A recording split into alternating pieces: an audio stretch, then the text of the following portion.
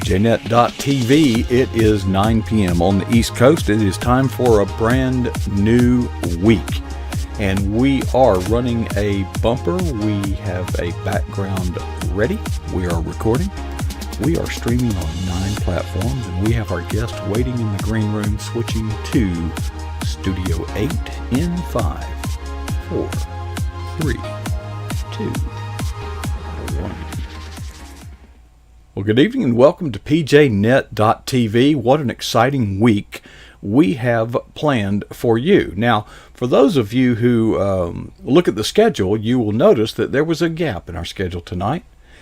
And there was actually several of them, but Sunbelt Girl, our associate producer, has plugged those holes, and we filled all but one, but there was still a gap tonight. I got a message this morning out of the clear blue from one of our own, Ben Cooper, saying, if there's ever a gap in the schedule, I'd be glad to step in. And I thought he perhaps had looked at the schedule, but he had not. So, by the grace of God and the generosity of Ben Cooper, he is behind him you will see a mangy lion's mane. Ben, I have my copy of All Nature Sings, and I did read the inside cover that you wrote on. And I do have the honey. And I am tickled to death. You couldn't have picked a worse time to send it, as I'm embarked on a serious project. I will be indulging in both in the very near future. Thank you so much, Ben. I've heard so much about that book. I can't wait to find out what's actually inside. I hope I like what I got the message from the delivery service of the United States Postal Service. It said it wasn't delivered to your house. It was delivered to a garage or some other structure. It was on the front porch. We know that to be the eagle's nest, I thought. I'm sure you thought that, but the eagle's nest actually has a separate address. It actually has a building permit and has a registered address with the 911 and the post office, but don't have a mailbox, so... I don't use it. But anyway, Ben, it is so, I could go on forever, but you have got some interesting artifacts. You have facts and artifacts to share tonight.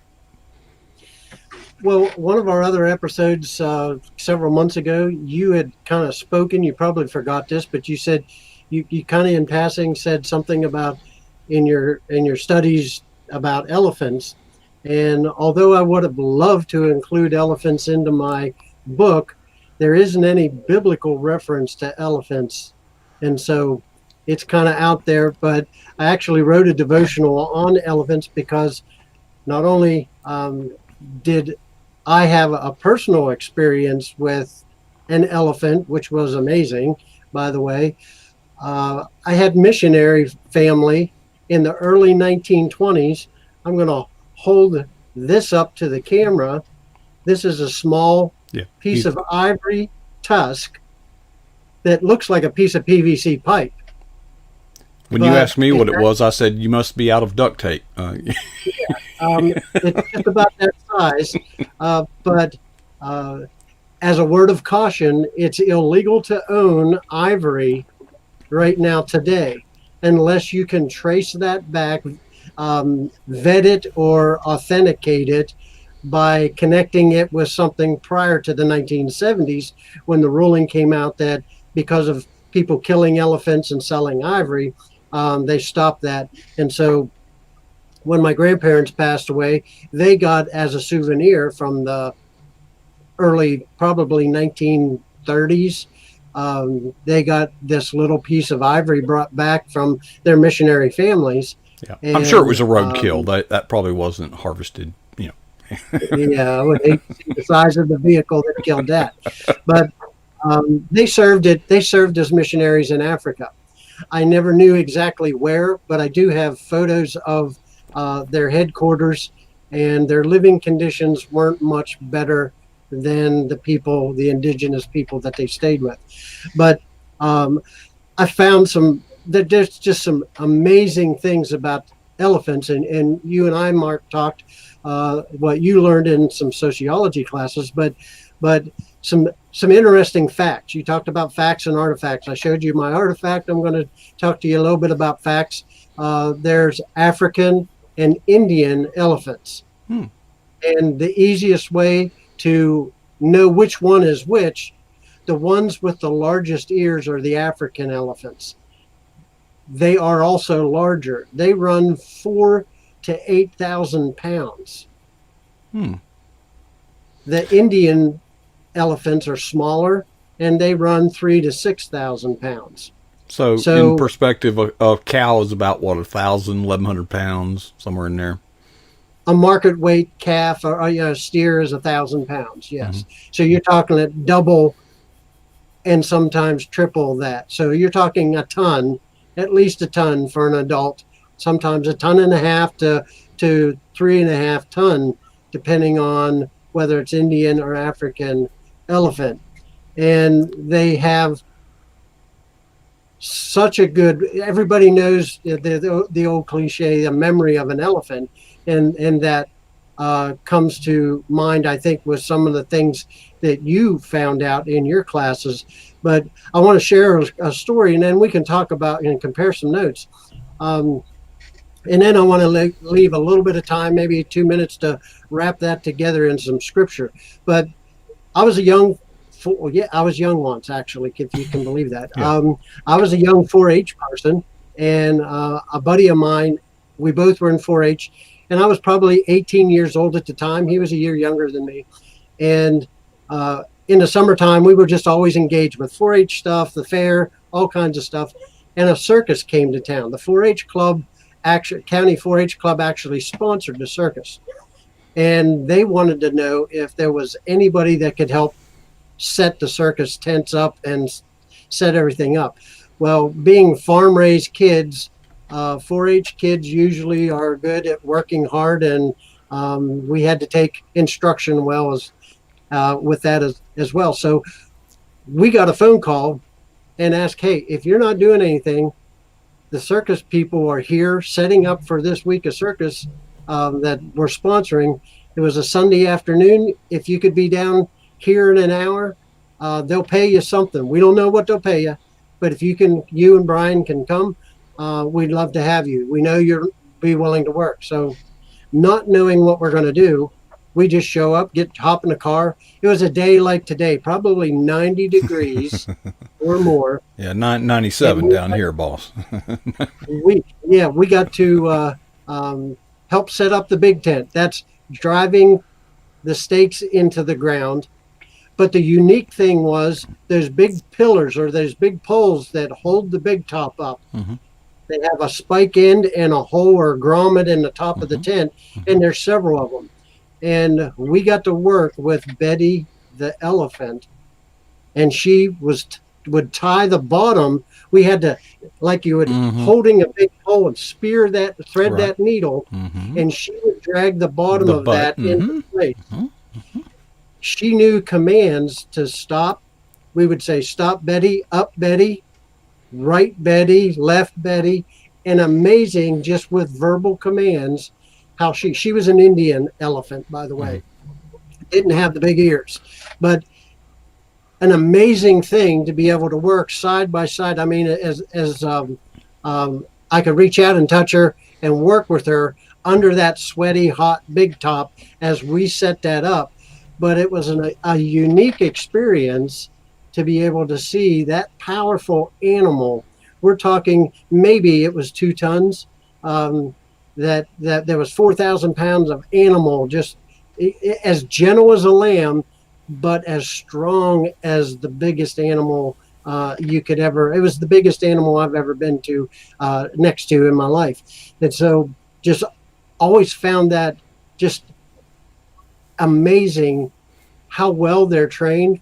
And I know that we always hear that some different things about some of the animals. One of the things that I found out in some research is when a cow, a female elephant, is getting ready to have birth, the other females will encircle it and face outward and with their trunks will throw dirt up in the air, Mm-hmm. and they will shield and protect that Mm-hmm. mother that's giving birth until that birth is successful and that's done. And then the throwing up of their trunk in the dirt is to ward off any of the critters like in behind me, the lions or jackals, hyenas, Mm-hmm. that's Hyenas. going to come and try to take that young defenseless Right. meal away from the predators.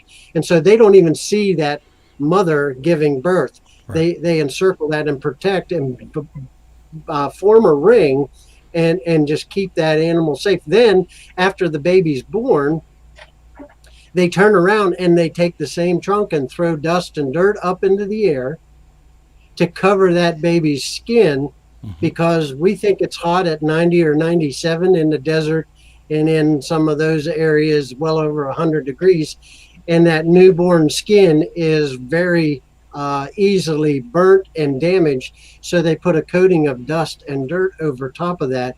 And then one of the unique things that they do is all the other females will trumpet and will make a lot of noise after that calf is successfully born. They're celebrating that there's a new life. There's a new calf into our tribe, into our herd, and they all rejoice together. They are so much human-like that they protect each other. Maybe they're better than humans because they protect each other. Yeah, they're actually but they loyal. support each other, and yeah, they are loyal. Yeah, to the death. And we even hear stories of the elephant burial grounds that are sacred to the indigenous people that are around there, that they go back and they go back and die with in their graveyards alone. But I wanted you to give a chance to share what you learned in your sociology classes. Well, to start out, we studied that the lesson is that elephants are most like humans sociologically. Now, actually, our nearest kin in terms of circulation of our bloodstream is an earthworm, and I forget what is skeletally most like us. But elephants are incredibly social animals, and I was listening with interest to your story of how they dust the air around the newborn. I would also suggest that that is to create a vapor barrier, because the afterbirth and the those scents go out, and I promise you the lions and the hyenas and the jackals smell that new birth. So now my guess would be immediately after the birth they would move to a different location, because that scent of birth is still there. And I assure you that the jackals and the hyenas and the lions, tigers, and so forth recognize the vulnerability of a newborn. The interesting, we watched a video to give you an idea of just how social these creatures are, and humans are social creatures. By the way, I was having this conversation with somebody, independent of anything I knew about your talk tonight.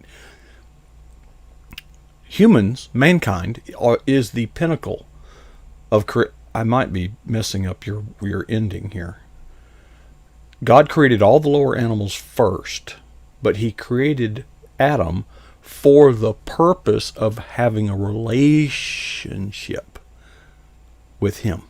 Okay, we are incredibly social. So elephants, when one of the young dies, the mother will remain there and grieve, and in many cases, the mother will die literally of grief. Literally die of grief. And that just tells you just how much love, if they have that much love for one another, where does that leave us? Do we care? I mean, we grieve, and yet there are things that are happening in our culture that we should be that grievous about, that we're not. We should be angered by the things that anger God. Instead, we get angered because someone hurt our feelings.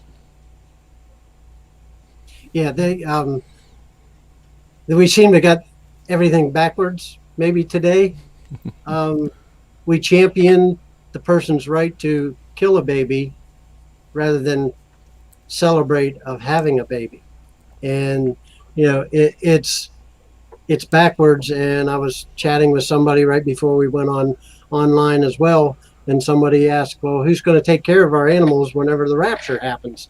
And I've had the discussion that some people, contrary to Disney shows, all dogs don't go to heaven.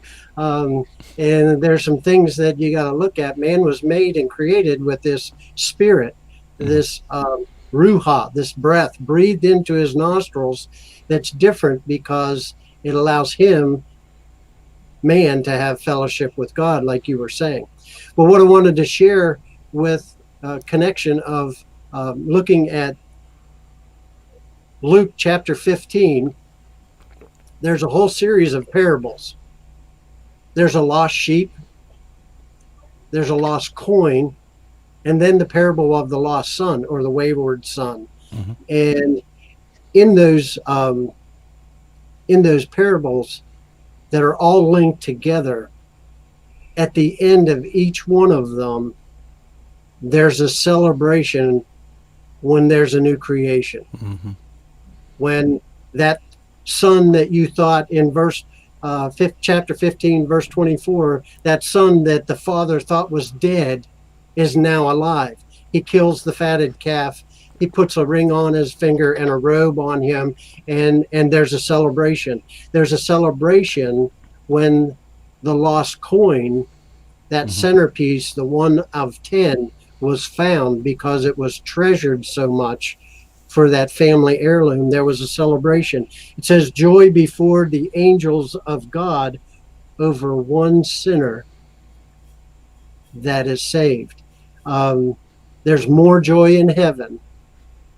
That celebration of those other female elephants that are trumpeting, and there's a connection there. You could go off on a tangent as well and preach, but that trumpeting that the elephants do reminded me so much of all this joy in heaven that the angels and angelic hosts have when one sinner repents and comes into fellowship with God. And it's those little things that most often we miss that teach us and show us and point us to a wonderful, loving creator God that desires to have fellowship with us. Ben, I wanted to take a moment away from the topic. Monty is in our chat room, and Monty got some great news today. We're kind of proud of our own here. Okay, Monty has got a contract to publish. My goodness. And I don't know what that feels like. I probably never will, since I don't write. But I'm told that it's kind of like giving birth or something. I don't know. I do know the feeling when you develop a project and you work on it like I am doing right now. But anyway, we're proud of you, Monty. Glad to have you on the PJNet chat room board, and glad to have you in our family. So congratulations. I see that Lori is here also. Diane's here. Hazards 4's with us. JD is amongst us. And Monty, Rachel, Sunbelt Girl, Terry. And the list just keeps going on and on and on. And Ben and Coach. And everybody's here, and a herd of lions behind you. That's basically what I had for you to give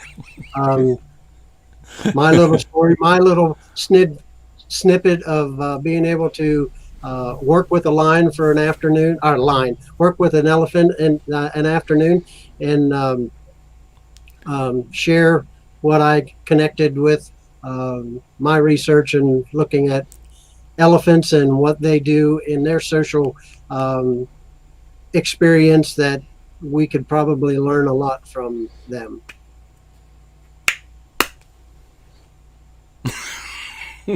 Fresh honey, the real deal. From and I remember when we first met the first time, Ben, up in I guess it might have been Ohio. You were handing some of these out, and I said, did you make that? And you have obviously been asked that question before, because your stock answer is, I took it from the bees. you didn't make it, you stole it from the bees. And along with that,